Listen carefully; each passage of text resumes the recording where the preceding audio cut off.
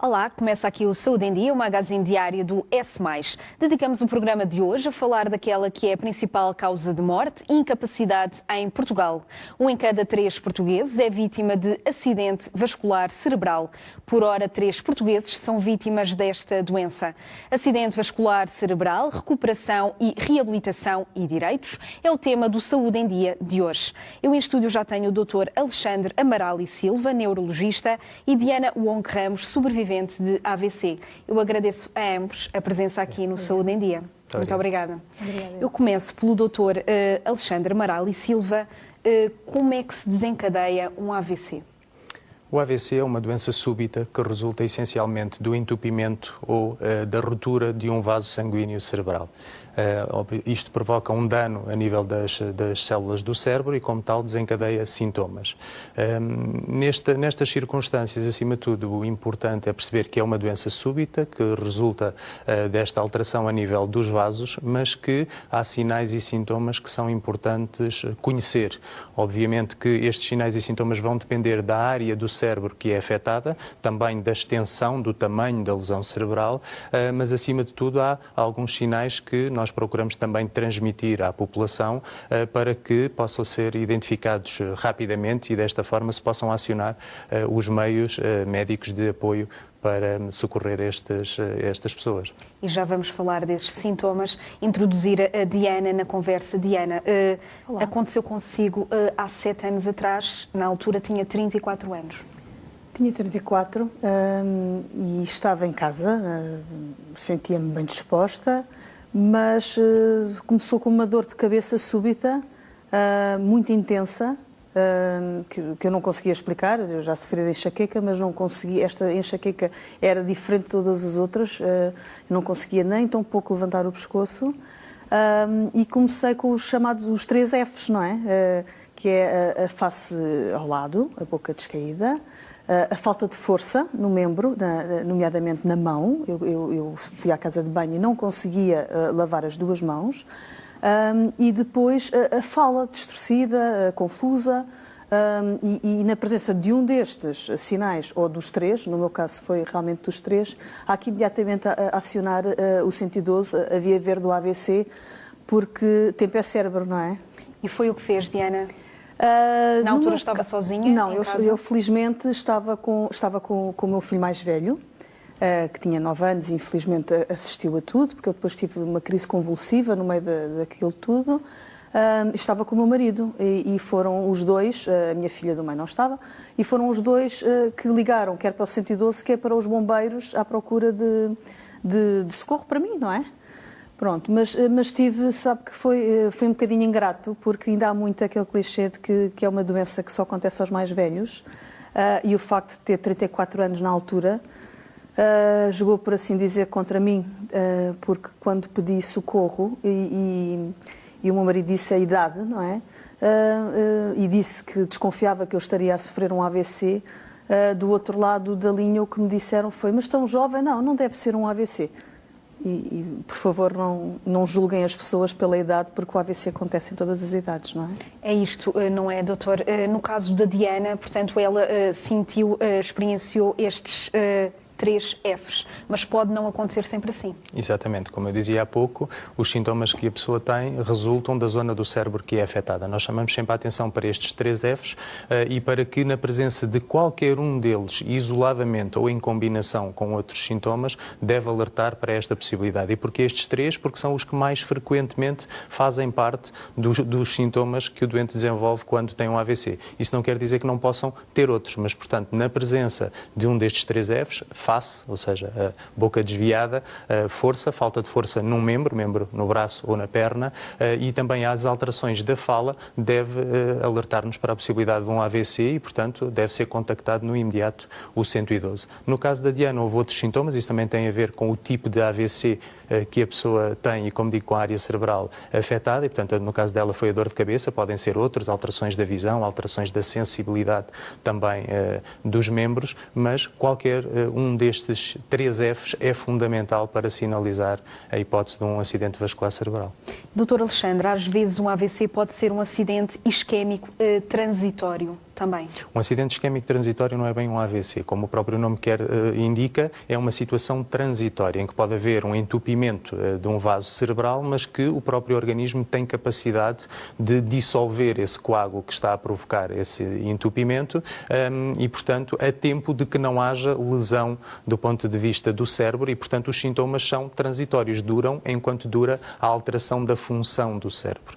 Isto não é sempre o que acontece e, acima de tudo, os AITs, os acidentes isquémicos transitórios, são um importante fator de risco para a AVC e, portanto, devem ser tratados como um AVC. É sempre fácil fazer esta distinção, não, digamos assim? A distinção é feita pela resolução ou não dos sintomas. A questão é que, enquanto o doente está sintomático, nós não temos forma nenhuma de saber se se trata de um AIT e se vai resolver por si só ou se trata de um AVC. Claro. Acresce isto que muitas vezes, e nós sabemos isto agora pelos meios diagnósticos que temos, mesmo em casos em que os sintomas são transitórios, fica de facto uma lesão do ponto de vista do cérebro, portanto uma lesão cerebral que pode deixar às vezes até sequelas que não são logo aparentes. Para já contribui desde logo para um envelhecimento cerebral, digamos assim. E por outro lado pode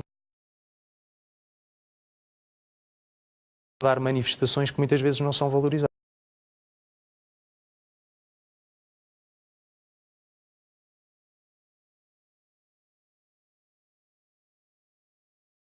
Portanto, nós estamos muito habituados a associar o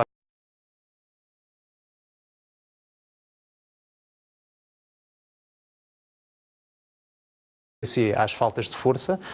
Não é? Acima de tudo é isto que as pessoas identificam. Nós costumamos dizer que na presença de uma falta de força súbita de um lado do corpo, felizmente cada vez mais qualquer pessoa é capaz de associar à ideia de AVC, mas por exemplo as alterações cognitivas, não é? As alterações do pensamento, do raciocínio, da memória, passam muitas vezes e são muitas vezes desvalorizadas como sequelas ou confundidas, exatamente, e são desvalorizadas como sequelas da AVC e têm uma repercussão fundamental depois em termos da função daquilo que a pessoa consegue ou não fazer no seu dia-a-dia e contribuem inclusivamente, mais tarde, para o desenvolvimento de alterações cognitivas graves como as demências. Fala-se muito da demência de Alzheimer, mas a demência vascular, que resulta destas lesões vasculares únicas ou múltiplas ao longo da vida, são também muito prevalentes, este tipo de alterações cognitivas. São também reveladoras.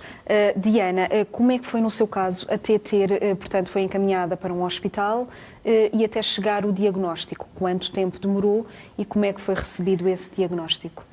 Eu sofri a primeira convulsão em casa, depois sofri outra convulsão atrial. Eu mantive sempre a consciência, não sei se acontece sempre, mas no meu caso sim, o que ainda foi mais assustador para mim, porque não estava de todo a perceber o que estava a passar em redor de mim. Eu não conseguia levantar-me, não conseguia falar, percebia que as pessoas à minha volta queriam me ajudar e não sabiam como, isto por causa das convulsões. E quando tive a terceira convulsão já nos cuidados intensivos do hospital da minha área de residência, pronto, apaguei. E depois só me recordo de ter efetivamente acordado, vindo a mim, ainda com a dor de cabeça, no Hospital de São José, na unidade cerebrovascular, onde tive o prazer de conhecer depois o Dr. Alexandre Amaral, há 7 anos. Não foi o médico que me seguiu, mas também fez parte da equipa. E aí sim começou o tratamento da fase aguda do AVC, não é? Por assim dizer, porque o AVC é aquele episódio, mas depois as horas a seguir também são importantíssimas para evitar determinadas sequelas. Pronto. Como é que foi o acompanhamento familiar? Foi fundamental nessa altura? Fundamental. Posso dizer que o meu marido, eu lembro-me... sempre que abriu o olho, neste caso o olho, porque o olho esquerdo não conseguia abrir, mas sempre que abriu o olho, ele estava lá. Pronto, os meus filhos não, porque também não é ambiente para eles, não é? Mas estavam no meu coração, e os meus pais, e a restante família. Mas o meu marido esteve sempre do meu lado e isso é importantíssimo para quem está numa situação, seja de acidente vascular cerebral, seja de outra doença. Eu acho que é importantíssima essa humanização, não é, dos serviços de saúde. Por parte até dos próprios profissionais de saúde. É muito importante termos alguém que nos é querido e que nos é familiar perto de nós, porque sentimos... Eu, de repente, estava rodeada de imensa gente que eu não conhecia de lado nenhum, não é? A passar por uma situação que eu também nunca tinha passado. Diana, tinha a consciência que lhe tinha acontecido algo de facto muito grave ou na altura ainda não tinha essa consciência? Eu inclusive cheguei a pensar que tinha mesmo morrido. Pronto, pensei, Houve uma altura que eu pensei mesmo, eu morri e pronto, porque eu sentia-me quase fora do meu corpo. É estranho, mas quando sofri as convulsões era isso mesmo. A minha falta de capacidade de comunicar fez-me sentir isso. Eu pensava, eu morri e estou fora de mim a assistir à cena. Mas pronto, efetivamente não estou aqui. Vivinha da Silva. Mas não percebi logo o que é que se estava a passar comigo, porque também eu achava que 34 anos não era idade para se estar a sofrer um AVC, não é? Exatamente. Já continuamos a conversar. Organizado há mais de 2 décadas, o curso de atualização em doença vascular cerebral é dirigido aos profissionais de saúde que diariamente trabalham com os doentes. Este ano o foco foi também o Plano de Ação Europeu que esboça as metas a atingir até 2030. O objetivo, Diogo Mendes, é proporcionar melhores cuidados nos doentes com AVC na Europa, em particular em Portugal. O panorama nacional no que diz respeito à doença cerebrovascular é animador. Não é bom, temos índices de prevalência e de mortalidade que ainda não nos honram, mas que nos animam bastante porque têm vindo a diminuir. Nós temos-nos vindo a aproximar das taxas europeias no que respeita a esses índices. Portanto, estamos animados. Mas temos um grande caminho a fazer e, sobretudo, para combater as diferenças entre o interior e a população. E a população mais periférica, essa tem melhores acessos, tem melhores cuidados, aí é que estamos preocupados. Nós fizemos, por exemplo, um estudo da reabilitação na fase aguda, percorrendo as unidades todas, e não está mal, não ficamos mal colocados. Na fase aguda, depois, quando o doente sai do hospital, começa a ser abandonado e aí é uma campanha que nós não podemos deixar ficar esquecida. É que a reabilitação é um doente, não é uma esmola que se dá a um doente, toma lá um mês de reabilitação e agora vai para casa. Não. Um doente que tem um acidente vascular cerebral tem que ter a reabilitação até que volte a ficar conforme estava antes de ter o AVC. Se for preciso toda a vida tem que ter reabilitação, já que mais não seja, do ponto de vista de apoio psicológico e de apoio às artroses devidas à inação, se não for devidamente mobilizado e que são altamente dolorosas e incapacitantes para as atividades da vida diária. Nesse sentido, qual é também a importância de iniciativas como estas? Muita. Estas iniciativas, estas ações de formação mais dedicadas aos jovens e que se repetem ano a ano, graças a esta comissão organizadora daqui do Hospital São João, é realmente por aqui que se começa, porque nos bancos da universidade não há sequer quase tempo para falar de AVCs. É depois da formação pós-graduada e graças a ações deste tipo e a alma destas organizações também é bebida na Sociedade Portuguesa do AVC, que é a grande representante da ciência neste país no que respeita à doença vascular cerebral, e realmente é com organizações deste tipo que nós vamos melhorar o panorama no nosso país, de certeza. Todos os anos nós reunimos este fórum, que procuramos que seja multidisciplinar, que reúna pessoas de várias origens, desde a medicina familiar, medicina interna, neurologia, medicina física e reabilitação, neuroradiologia, todas as especialidades depois também participantes no circuito destes doentes, de forma a que possamos discutir aspectos, e eu acho que essa é a característica fundamental deste curso, é aspectos muito práticos. Há temas que se repetem anualmente, têm que se repetir, que têm a ver com a parte da prevenção primária, secundária, fase aguda e reabilitação, e depois há assim sempre alguns temas que vão sendo diversificados. Hoje foi apresentado o Plano de Ação Europeu para o período de 2018 a 2030, no que diz respeito às estratégias e aos alvos a atingir durante este período. São alvos a atingir que foram delineados em toda a cadeia pela qual o doente com AVC passa, portanto, nessas várias fases, e para cada um deles foram estabelecidos objetivos que deveremos tentar atingir. Agora, o nosso trabalho de casa Portugal, será avaliar qual o ponto em que estamos relativamente a cada um desses tópicos e ver o que é necessário fazer, nosso trabalho de casa, o que é que é necessário fazer para podermos alinhar-nos com o atingimento desses objetivos.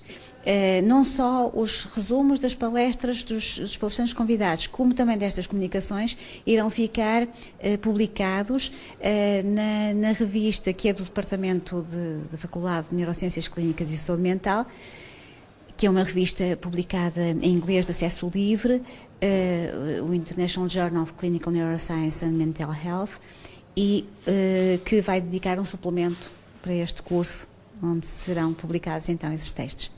O AVC continua a ser uma das grandes preocupações dos dias de hoje e foi também um mote aqui neste curso, que é organizado pela Associação para o Estudo de Doenças Neurovasculares, com o patrocínio científico da Sociedade Portuguesa de AVC.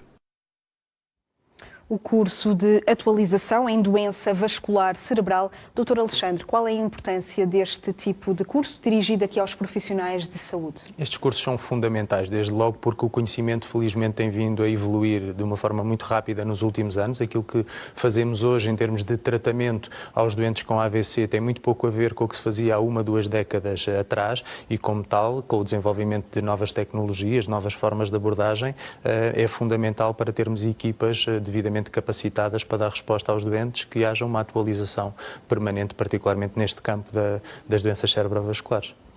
Falávamos aqui, portanto, do caso da Diana.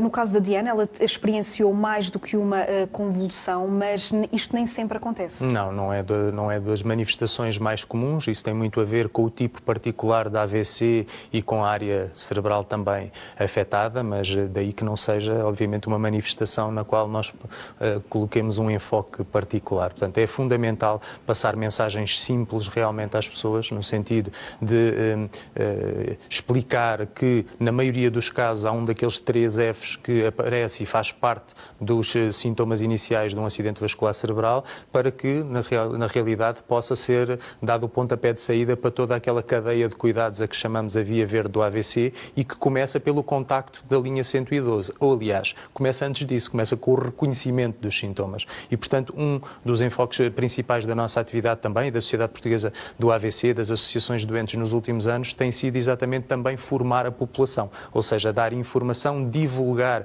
estas mensagens para que cada um de nós, não só os profissionais de saúde, estejam capacitados a, na presença de um destes sinais ou sintomas, rapidamente contactar o 112. A partir daqui, como eu digo, há toda uma cadeia de cuidados a que chamamos via verde do AVC, que permite que estes doentes cheguem o mais rapidamente possível ao hospital mais próximo, com capacidade para tratar estes doentes. E, portanto, a nível hospitalar estão montados circuitos internos, a chamada via verde interna, não é? Que permite que, mal o doente chega ao hospital, seja disputado um conjunto de ações e de medidas diagnósticas e de tratamento. Tudo isto porque, como dizia a Diana há pouco, tempo é cérebro. Portanto, a cada segundo que passa são milhares de neurónios que se perdem e, portanto, isto equivale a perda de função e também um risco maior, não só do doente ficar incapacitado, como de, inclusivamente, poder ter um desfecho fatal. E, portanto, a chegada ao hospital é, inclusivamente, antecedida de um contacto prévio das estruturas pré-hospitalares, portanto,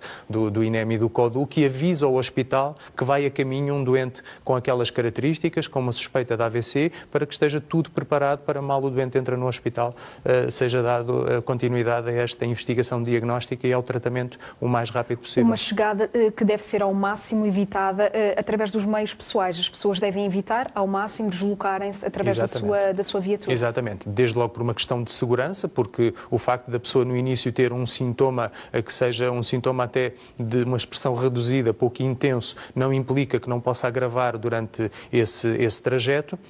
E depois tem muito a ver também com esta ativação. Se a pessoa for pelos seus próprios meios ou, neste caso, acompanhada por familiares, quando chega ao hospital, embora haja uma resposta também o mais rapidamente possível desenvolvida a partir da triagem hospitalar, ou seja, da admissão no hospital, a equipa especializada em AVC não foi alertada previamente e, portanto, são sempre minutos que se perdem nesta cadeia de cuidados tão fundamental para que a resposta seja a que nós pretendemos. Diana, quando recuperou a consciência, esse estado, como é que recebeu este diagnóstico? Para mim foi quase um alívio, pelo menos perceberem o que é que se tinha passado comigo, não é? Porque eu estava tão assustada e percebia que à minha volta a confusão também era grande, que fiquei aliviada. E depois, na unidade cerebrovascular em São José, deram uma tranquilidade, a serenidade que é preciso quando uma pessoa recebe um diagnóstico destes, não é? Porque é um longo caminho de reabilitação que começa logo a partir do primeiro dia após o AVC, não é? E temos que estar preparados para isso e recebi, por assim dizer, as bases naqueles 10 dias de internamento em fase aguda em São José para o que seria para se passar nos próximos, nem é dias, é meses, anos. Ou seja, antes de deixar o hospital foi informada de tudo o que iria mudar na sua vida a partir daí? Sim, porque apesar de estar ainda muito incapacitada na cama do hospital, eu ainda estava com a perspectiva de que a cura, não há uma cura, mas que a reabilitação era relativamente rápida. Pronto, e que o fator juventude também iria jogar a meu favor. Mas não é assim, não há tempos de reabilitação, não é? Cada um tem o seu tempo próprio e realmente aqui também temos que ter alguma paciência porque temos que aprender tudo como aos bebés, não é? E quando digo tudo, é mesmo tudo. É a fase do virar na cama, o rebolar para conseguir sentar, para conseguir ter a posição de pé, e são tudo grandes dificuldades. Hoje em dia, felizmente, já quase que não me recordo como é que foi, mas lembro-me que na altura foram grandes vitórias por mim festejadas e por quem estava ao meu lado, equipas médicas e família, porque realmente era muito complicado essas tarefas, a simples tarefa de levar a mão à boca, por exemplo, era uma batalha. Doutor Alexandre, a recuperação e a reabilitação pós-AVC, isto é sempre analisado caso a caso, cada caso é diferente do outro? Naturalmente, portanto, depende das sequelas com que a pessoa fica, das limitações que tem, e, portanto, os esquemas de reabilitação são adaptados à realidade individual de cada doente, mas aqui a mensagem-chave é de que a reabilitação é fundamental. E é fundamental, tal e qual como a Diana disse, que comece no exato momento em que o diagnóstico é feito, o tratamento instituído e logo no momento seguinte começamos esta reabilitação. Quanto mais precoce for, maior é a possibilidade de recuperação. E de recuperação, como eu dizia há pouco também, não só do ponto de vista motor, não é? Mas também de tudo aquilo que são as limitações associadas ao AVC, que envolvem também as limitações da linguagem, as limitações cognitivas e que são muitas vezes tão ou mais importantes do que as limitações motoras para que a pessoa possa retomar a sua funcionalidade. Aliás, esta é uma das grandes cargas associadas ao AVC. Quando nós falamos de AVC, dizemos, como foi dito no início, que é a principal causa de mortalidade em Portugal, mas é também a principal causa de incapacidade. Portanto, não são só as vidas que se perdem, mas são os anos de vida ativa. E isto visto numa perspectiva individual, da limitação daquilo que o AVC muda na vida da pessoa, no contexto familiar, porque há toda uma readaptação que é necessário ser feita para fazer face às necessidades da pessoa, mas também para aquilo que era a dinâmica familiar, não é? Até do ponto de vista social e económico também, não é?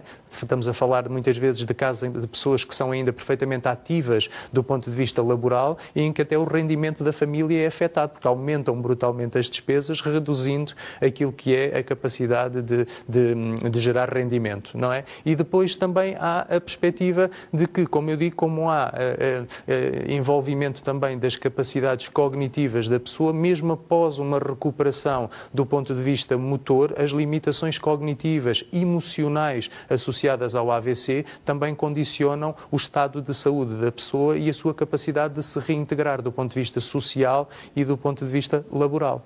Estas zonas do cérebro afetadas, as lesões podem permanecer para sempre? As lesões permanecem para sempre. As lesões cerebrais são irreversíveis, ou seja, as células que se perdem não são recuperáveis. Depois o que há é uma reorganização funcional do cérebro, não é? Que também tem muito por base esta estimulação, portanto a reabilitação não é só, no caso de uma dificuldade motora, não é só trabalhar o músculo e pôr o músculo a funcionar melhor. Esta estimulação da função tem também um reflexo a nível cerebral que faz com que haja um estímulo das áreas à volta das áreas que ficaram lesionadas e isso também condiciona ou que também contribui para a melhoria. Daí que é importante terem atenção o seguinte: nós investimos cada vez mais em termos do tratamento de fase aguda destes doentes, mas no que diz respeito à reabilitação ainda estamos a anos-luz daquilo que é necessário. Nós temos que ter presente que, como disse no início da peça, que a cada hora há 3 portugueses que têm um AVC, em que pelo menos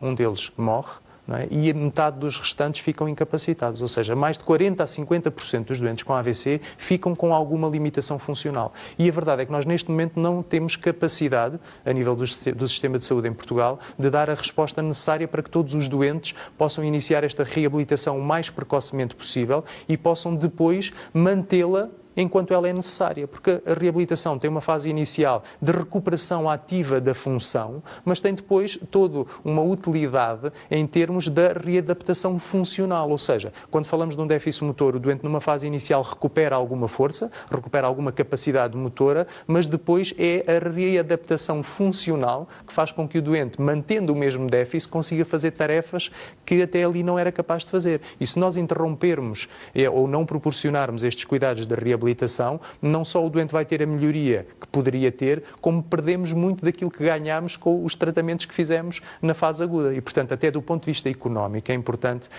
que as estruturas diretivas ligadas à área da saúde tenham a noção de que este é um investimento que é fulcral até em termos de política de saúde. Como costuma dizer o professor Castro Lopes, o Presidente da Sociedade Portuguesa do AVC, a reabilitação é um direito, não é uma esmola que os doentes do AVC podem receber. E, portanto, é fundamental para esta evolução favorável e para minimizar os custos até para a sociedade. Porque se eu recuperar aquele doente ao ponto de ele poder retomar uma atividade funcional que lhe permita ter um emprego, não é? Eu estou a conseguir reintegrá-lo na sociedade e torná-lo produtivo para a sociedade e, acima de tudo, para si próprio e para a sua família, melhorando o seu bem-estar. Já continuamos a conversar, vamos para um pequeno intervalo e voltamos a falar de AVC já daqui a pouco.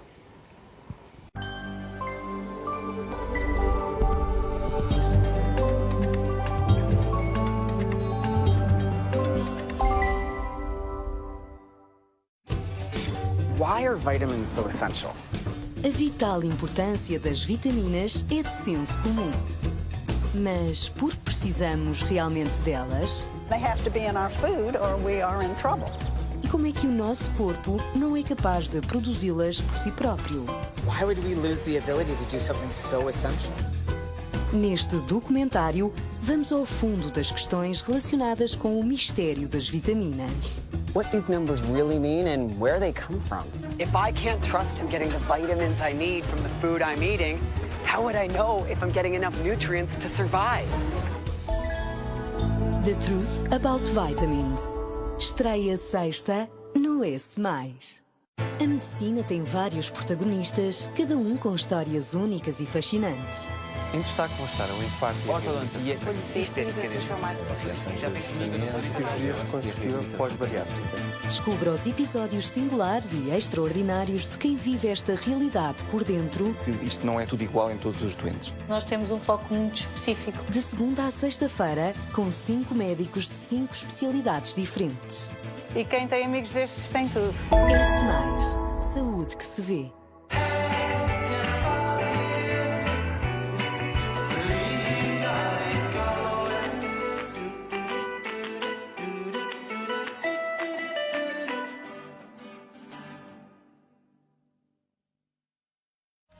Entre mitos e grandes verdades, a internet está cheia de vídeos sobre saúde e bem-estar. Eu sou o Dr. João Vieira Martins e estou no S+, para ajudá-lo a separar o trigo do joio. Já sabe, antes de consultar o que circula na net, fale com o seu médico. Circula na net. Todas as quartas, no S+.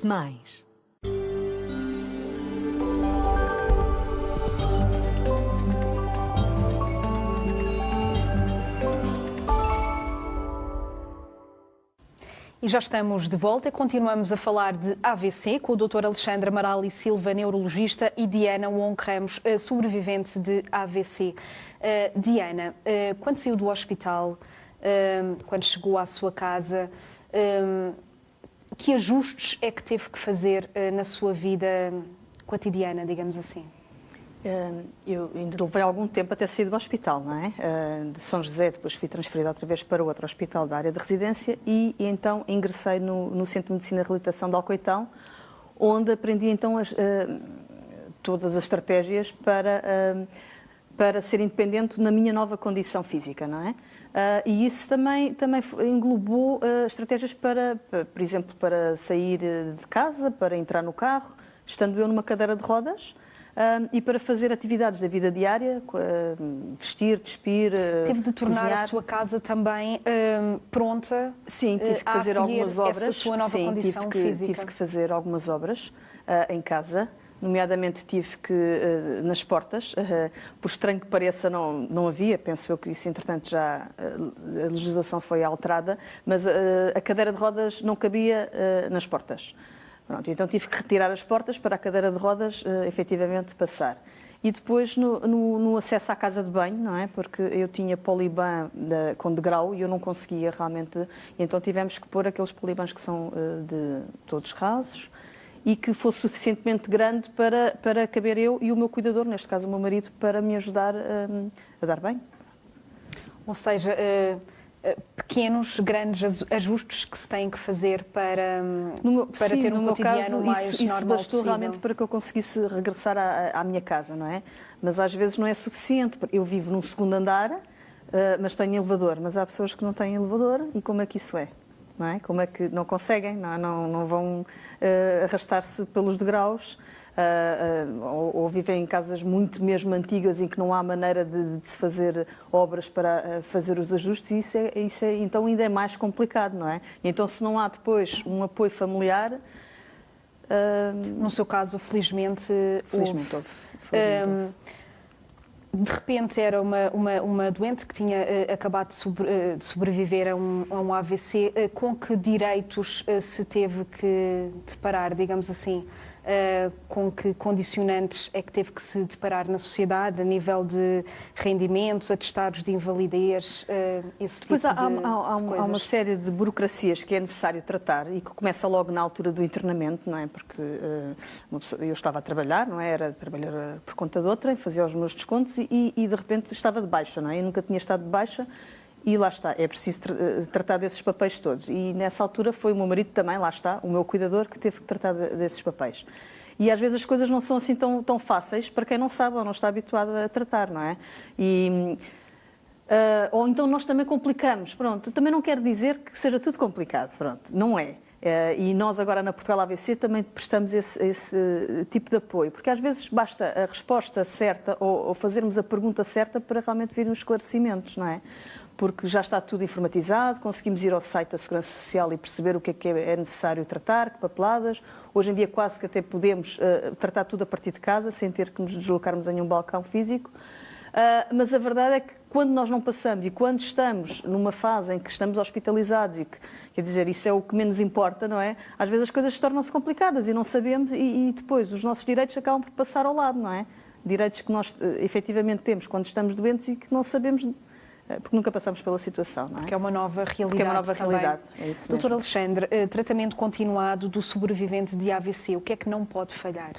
Assim, eu gostava, se me permitir, só de voltar um bocadinho atrás aqui e comentar o que a Diana estava a dizer e que é fundamental. É cada vez mais essa a perspectiva de que nós temos que propiciar não só o tratamento médico, não é, ao doente com AVC, como temos que apoiar, as estruturas hospitalares devem apoiar naquilo que é a abordagem das questões sociais relacionadas com o pós-alta clínica. Aliás, muitos hospitais já o fazem. Nós no Hospital Vila Franca de Xira temos um projeto que se chama Percurso Clínico do Doente com AVC, que visa exatamente isto tudo, ou seja, é o apoiar o doente desde a sua entrada no hospital, com a via verde, com os tratamentos de fase aguda, as estratégias de diagnóstico subsequentes, os tratamentos adequados, o início da reabilitação e não descurando as questões sociais. Aliás, quem acompanha os doentes neste percurso, desde a entrada no hospital até à alta clínica do hospital e portanto, o encaminhamento para o domicílio ou para as unidades de cuidados continuados em termos de perspectiva de reabilitação, lida diariamente com a dificuldade de fazer esta articulação da forma mais operacional possível para os doentes. Para ter uma ideia, cerca de 40% a 45% dos doentes com AVC internados no hospital acabam por ver a sua permanência no hospital hospital protelada para lá da alta clínica, porque não há respostas do ponto de vista social e das estruturas da comunidade.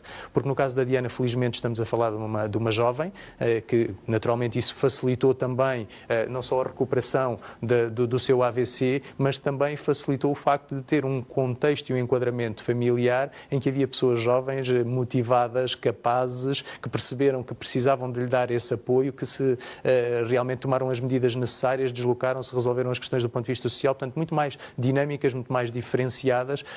Apesar do AVC poder afetar todas as idades, a grande percentagem dos AVCs acontece nas pessoas mais idosas, que muitas vezes têm um apoio familiar e social que é limitado, são pessoas muitas vezes com limitações também do ponto de vista socioeconómico e cultural, e em que a resolução destes problemas é muito complicada e, portanto, acaba por adiar a saída do doente do hospital, com todo o risco de complicações que isso traz, com todo o atraso em termos do processo de reabilitação, porque se nós temos meios que temos que gerir para os doentes que estão ativamente internados, mais limitados são esses meios para os doentes que ficam por razões sociais, e depois é preciso toda esta adequação que a Diana falava, desde logo no domicílio, com a criação dos suportes e das estruturas necessárias, e mesmo nos doentes que Há esse tipo de aconselhamento também? Há esse tipo de aconselhamento. Aliás, o objetivo é depois que o doente, portanto, nós começamos a preparar a alta clínica do doente basicamente no dia em que o doente entra no hospital.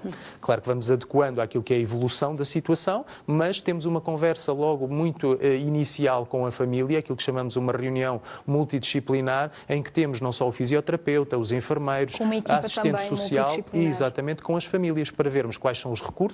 No caso da pessoa ficar com o nível de dependência que nós antecipamos que vai ter, que capacidade de resposta é que a família tem ou não para assegurar esses cuidados, para depois também entrarmos em contacto com as estruturas dos cuidados de saúde primários, dos centros de saúde, alertamos previamente que o doente teve este evento e procuramos articular-nos com essas estruturas para dar a resposta necessária em termos de reabilitação, de apoio domiciliário, etc. Mas, para ter uma ideia, muitos doentes, por exemplo, que necessitam de um processo de reabilitação ativa e que têm indicação para ser referenciados para as unidades de cuidados continuados, não conseguem uma vaga nessas unidades antes de 4 a 6 semanas.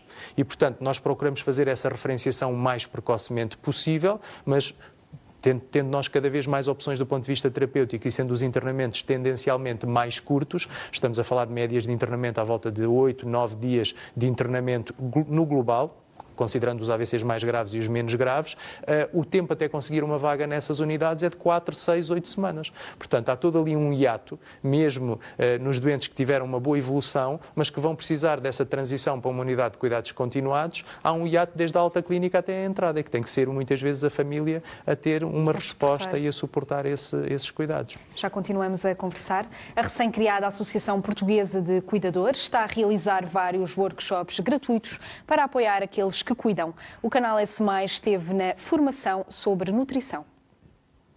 Bem, este workshop insere-se num conjunto de outras iniciativas desta natureza que nós estamos a realizar e que, no fundo, visam criar aqui uma rede local de apoio aos cuidadores. É uma necessidade, como sabe, cada vez mais as pessoas vivem mais tempo, algumas pessoas precisam de cuidados especiais e muitas vezes os cuidadores não têm qualquer tipo de apoio. Estes cuidadores familiares são pessoas que não são profissionais, portanto fazem o melhor que podem, o melhor que sabem, mas o que é verdade é que às vezes isso não basta. As pessoas ficam muito isoladas, há muitos problemas, isso tem aliás sido estudado e relatado internacionalmente.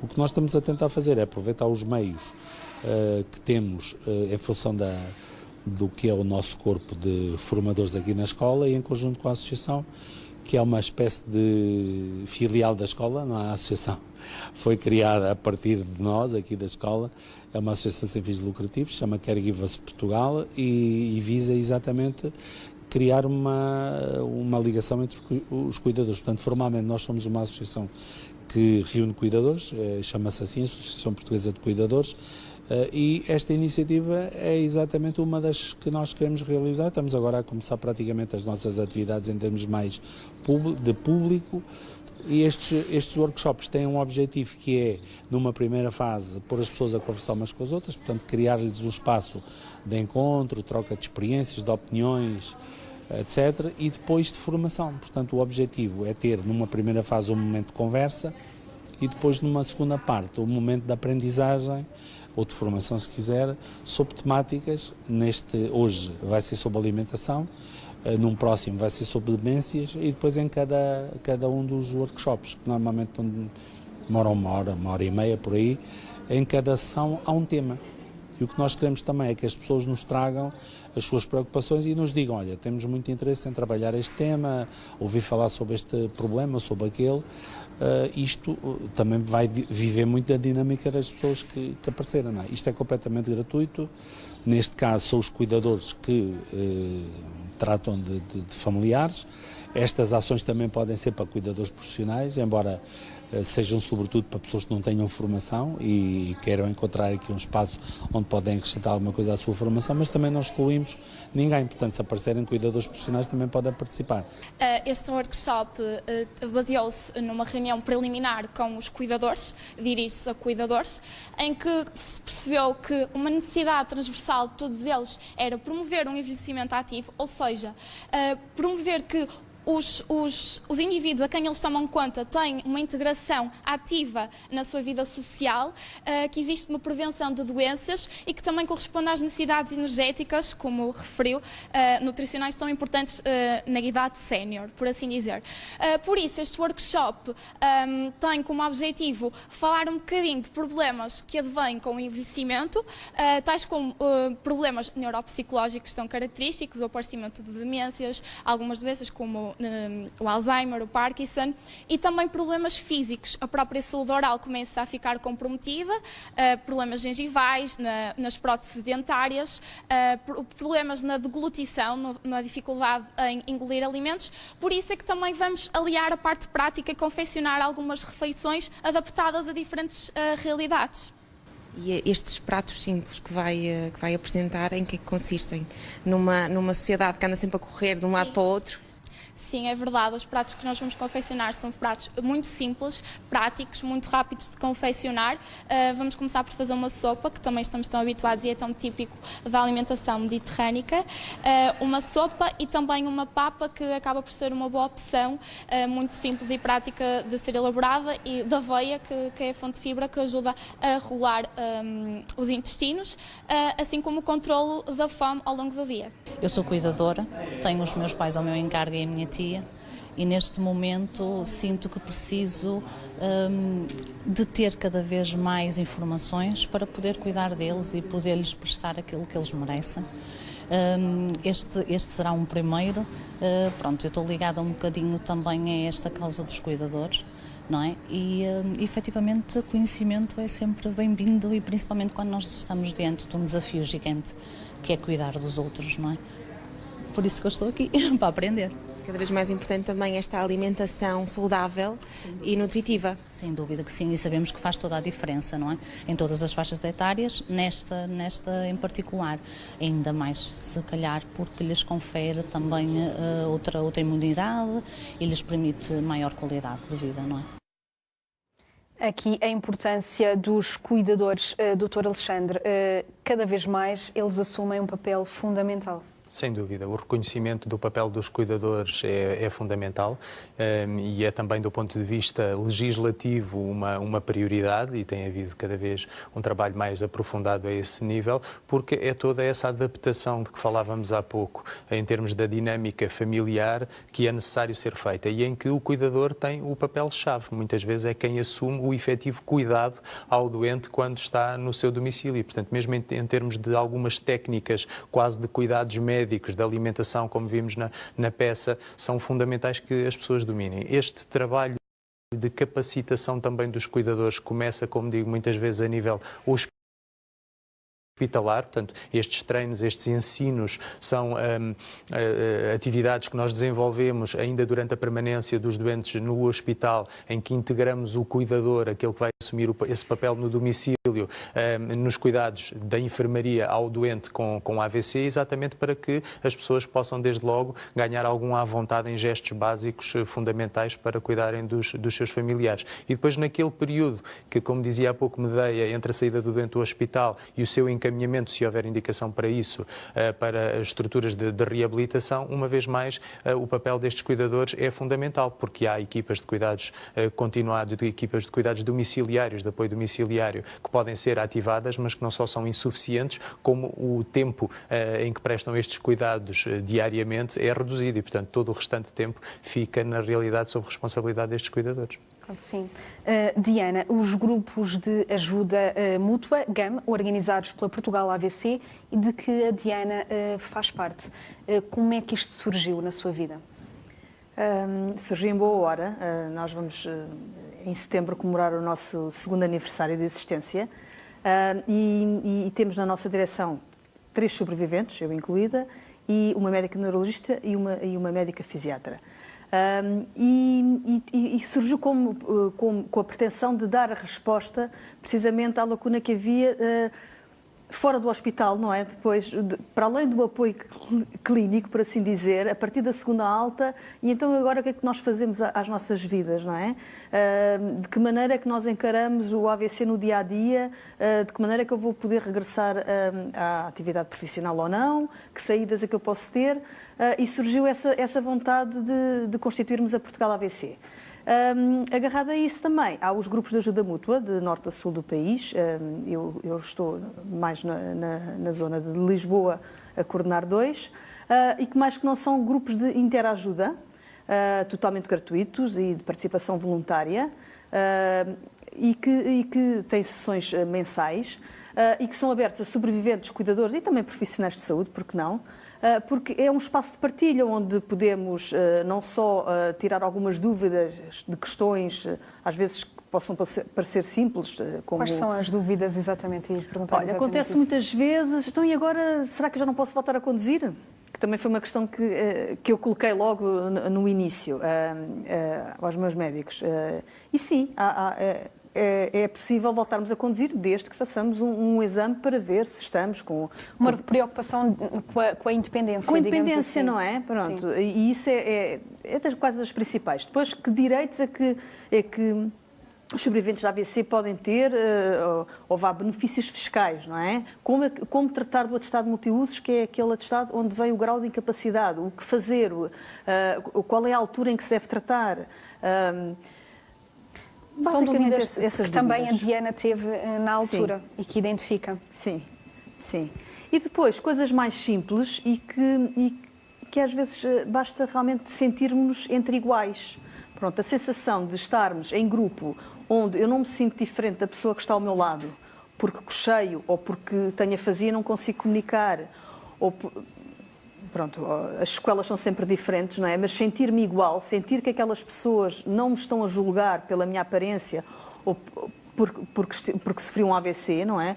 É fundamental também, não só para a aceitação do que nos aconteceu, mas também para o passo seguinte, que é aceitar a doença e depois a vida após o AVC, porque há vida depois. Life after stroke é um dos lemas mundiais e que está realmente inserido naquele plano de ação que foi decretado agora há relativamente pouco tempo. Doutor Alexandre, não queria terminar esta conversa sem falarmos um pouco a nível de prevenção, porque há comportamentos que podemos adotar de forma a prevenirmos um AVC, certo? Sem dúvida. Nós falámos no início da importância do tratamento do AVC, das estratégias que temos para dissolver os coágulos, as capacidades que temos de fazer cateterismos para retirar o coágulo que está a obstruir o vaso, tudo isso é fundamental, mas é ainda mais importante ter em mente de que o principal tratamento do AVC é a prevenção.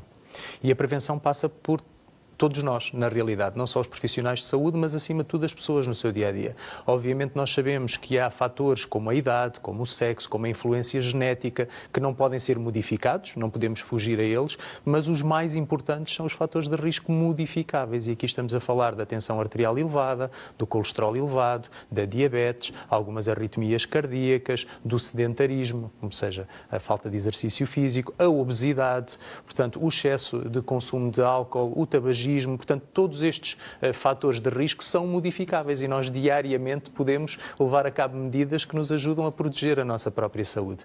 Por exemplo, no caso da hipertensão arterial, que é talvez o fator de risco mais importante, nós temos neste momento perto de 40% das pessoas em idade adulta com hipertensão arterial. E uma medida tão simples como a redução do consumo de sal tem um impacto direto na redução deste fator de risco e, consequentemente, no risco de doenças vasculares, não só cerebrais, como cardíacas também. E, portanto, é fundamental que nós tenhamos esta noção de que temos que adaptar os nossos comportamentos em termos alimentares, reduzindo o consumo de sal, reduzindo o consumo de gorduras, de açúcares, praticar atividade física de forma regular, portanto, abandonar os hábitos tabágicos, reduzir o consumo alcoólico e, portanto, todas estas medidas são fundamentais e são claramente os fatores que mais impacto têm na redução do risco de vir a ter um acidente vascular cerebral. E, portanto, cada vez mais nós colocamos este enfoque na prevenção. Temos uma dieta mediterrânica que tem naturalmente grandes mais-valias, mas depois acabamos por estragar esses benefícios com estes comportamentos que são desfavoráveis, como o consumo do sal ou do excesso de gorduras. E, portanto, nós temos na nossa mão todas estas armas para poder baixar o nosso risco e, portanto, não é justificável nem admissível que nós atualmente tenhamos mais de metade da população adulta portuguesa com excesso de peso ou obesidade. E, portanto, claramente há muito a fazer neste campo e isto passa por todo o trabalho que tem vindo a ser desenvolvido pelas associações de doentes, pelas associações também e pelas entidades ligadas à área da saúde, mas passa acima de tudo também por medidas de saúde pública e às vezes por decretos legislativos que têm de deixar claras algumas restrições que são fundamentais para mudar um paradigma que é quase cultural, não é? Muitos destes hábitos estão enraizados na população e eu, como digo, trabalho na área de Vila Franca de Xira, que é uma área eloquente no que diz respeito aos fatores de risco associados à alimentação incorreta e, portanto, há coisas que fazem parte, como eu digo, da tradição das pessoas e é preciso demonstrar-lhes o benefício de adaptar algumas pequenas... são comportamentos que, de resto, são preveníveis de muitas outras doenças que não só o AVC. Sem dúvida, desde as doenças vasculares também, a nível dos membros, da doença vascular, quando pensamos no coração, na realidade, todas elas partilham estes fatores de risco e que são o grupo de doenças que, na globalidade, mais mata e mais incapacita a população.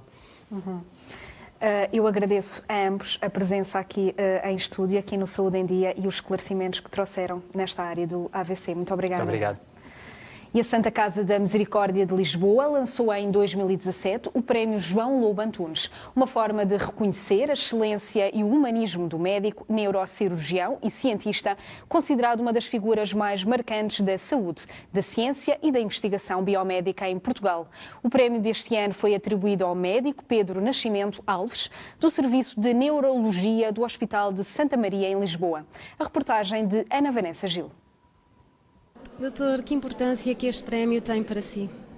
É, de facto, um prémio muito importante, em primeiro lugar, pelo prestígio associado ao prémio, por ser um prémio da Santa Casa e por ser o prémio Professor João Lobo Antunes, um médico de referência na medicina portuguesa, na medicina internacional e também não só na medicina, mas também como na sociedade em geral.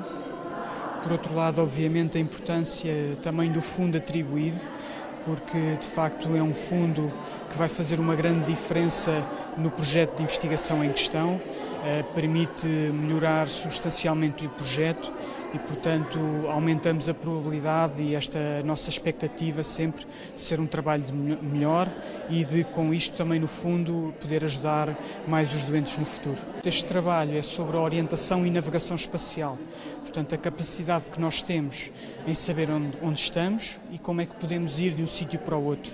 No fundo, é como funciona o nosso GPS cerebral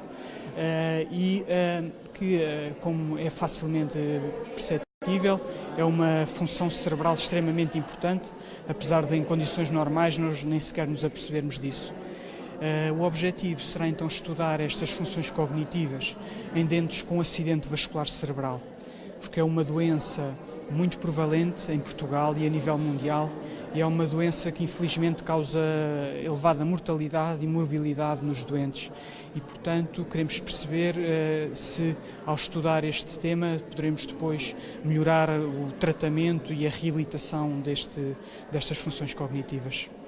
O Prémio João Laban Antunes é um prémio de homenagem ao professor João Laban Antunes, mas que consiste é um concurso destinado a jovens médicos no internato e que pretende promover de alguma forma a sua capacidade em investigação clínica. Portanto, é um prémio de 40 mil euros e destina-se ao melhor projeto da área das neurociências, mas que também não se esqueça da humanização do ato médico, que era uma componente essencial defendida pelo professor João Laban Antunes. E porquê o professor João Laban Antunes? Bem, o professor João Laban Antunes esteve muito presente e foi ele o responsável pelo facto de a Santa Casa ser hoje reconhecida nas neurociências como uma financiadora de projetos científicos nacionais através dos prémios Santa Casa de Neurociências. Foi ele quem foi o mentor da equipa que fez nascer o projeto, foi ele que esteve presente nas primeiras reuniões do júri e, portanto, eu acho que faz sentido esta homenagem como reconhecimento e como agradecimento a todo esse empenho que ele teve. E estamos, de facto, muito agradecidos. Este prémio é muito específico, enfoca a humanização do ato médico, não é para todos os alunos do internato médico, é só para uma determinada altura, que é quando achamos que eles têm mais tempo e capacidade para se destinar à investigação e, portanto, não tivemos muitas candidaturas, tivemos muito boas candidaturas, mas não em grande número, como acontece nos prémios Santa Casa de Neurociências. Eu tive a oportunidade de conhecer o professor Laban Antunes, realmente uma pessoa notável na medicina e na ciência pela visão que tinha, mas realmente foi uma conquista grande para a minha carreira académica, que está a dar agora os primeiros passos, e nesse sentido o prémio foi muito útil para arrancar com um novo grupo de trabalho, para começar a montar as primeiras peças do que espero vir a ser um futuro de investigação e de poder mostrar resultados e apresentar e trazer inovação. O projeto visa, sobretudo, perceber melhor qual é o papel da memória e de vários tipos de memória, nomeadamente 2 tipos de memória no planeamento que a pessoa faz. Isto é, nós vemos a memória sempre muito uma coisa do passado, de nos lembrarmos de coisas no passado, mas o passado realmente, como se costuma dizer, é muito importante para o nosso presente e para o nosso futuro.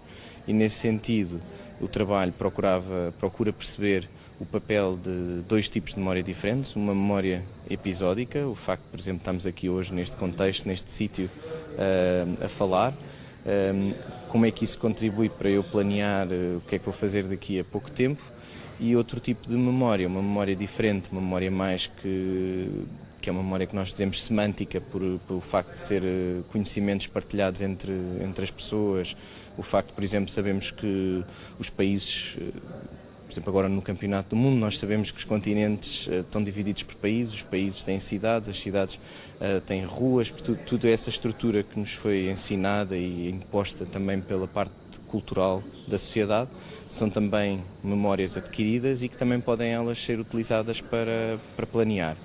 E nesse sentido o objetivo era testar essa hipótese com algumas populações clínicas e, portanto, ver se algumas das nossas ideias, como é que essas memórias funcionam, se também verificamos esse aspecto na clínica de alguns doentes. E hoje ficamos por aqui. Amanhã voltamos com mais temas, sempre com a ajuda dos melhores especialistas em estúdio e dos repórteres do S+. Já sabe, mantenha a sua saúde em dia, aqui no S+.